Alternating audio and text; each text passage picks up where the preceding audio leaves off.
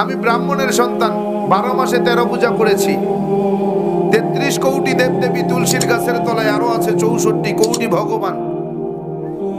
আমি 21 বছর গবেষণা করে বেদ, পুরাণ, রামায়ণ, মহাভারত, জেন্দাবেস্তা, স্মৃতি শ্রুতি, মনুসংহিতা, শ্রীমৎ ভাগবত গীতা, রাজভোগ আর কালীভোগ ছাড়াও অসংখ্য কিতাবাদির উপরে, সংস্কৃত ভাষার উপরে পাণ্ডিত্য অর্জন করে ডিগ্রি নিয়ে 44,441 খানা মন্ত্র পড়ে 30,000 মন্ত্র মুখস্থ করে দেখলাম তাদের ধর্মগ্রন্থে কোথাও নেই তার কোনো প্রমাণ।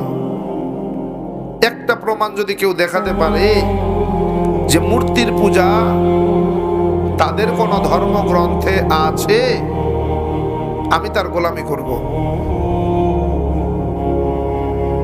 একটা মন্ত্র যদি দেখাতে পারে, তাদের বেদ বলে না তাস্তে প্রতিমা আস্তে, আমি সৃষ্টিকর্তা ঈশ্বরের কোনো প্রতিমূর্তি নাই, প্রতিচ্ছবি নাই, আকার নাই, আকৃতি নাই, আমাকে দেখা যায় না, ধরা যায় না, ছোঁয়া যায় না, আমি লাল, নীল, হলুদ নাকি সবুজ তা বুঝাও। কিন্তু এরপরেও কি তাদেরকে মানাতে পারবো? এরপরেও কি তারা ছাড়বে?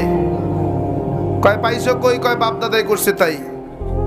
দলিল বাপদাদা, দলিল বাপদাদা, অথচ ভগবান শ্রীকৃষ্ণের দোহাই দেয়, ভগবান শ্রীকৃষ্ণের দোহাই দেয়। ভগবান শ্রীকৃষ্ণ শ্রীমৎ ভাগবত গীতার 7 নম্বর অধ্যায়ের 20 নম্বর পৃষ্ঠার মধ্যে বলেন, অন্ধত্তম প্রবিশান্তি এ অসম্ভূতি মুপাস্তে।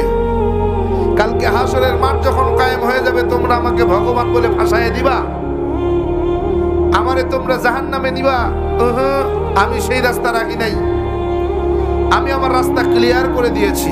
অন্ধত্তম প্রবিশান্তি এ অসম্ভূতি মুপাস্তে। অন্ধকারের পূজা, মূর্তির পূজা, গাছের পূজা, মাছের পূজা, আগুনের পূজা তারাই করে যারা অন্ধকারের মধ্যে ডুবে রয়েছে, যাদের ভিতরে কোনো আলো পৌঁছায় নাই, যারা এখনো আলোর মুখ দেখে নাই, তারাই কেবল গাছের পূজা, মাছের পূজা, আগুনের পূজা, পানির পূজা করে।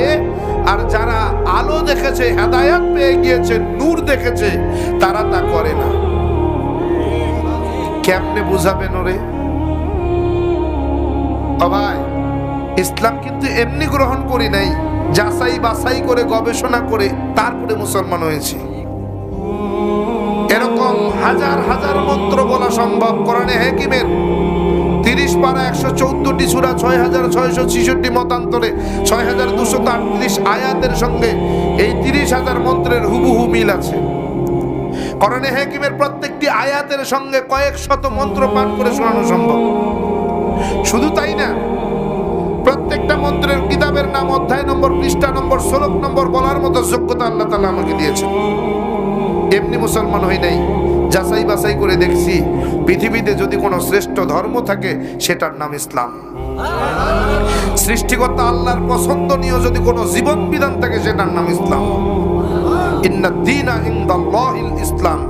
তারা বলেন ইদাং ইসলানাং ওয়াসাং ইল্লাল্লাহ। তাদের ধর্মগ্রন্থ বলে ইদাং ইসলানাং ওয়াসাং ইল্লাল্লাহ। ইদাং হলো দিন, ইসলানাং হলো ইসলাম, অসাং হলো পছন্দনীয় বা পছন্দ করা, ইল্লাল্লাহ হলো সৃষ্টিকর্তা।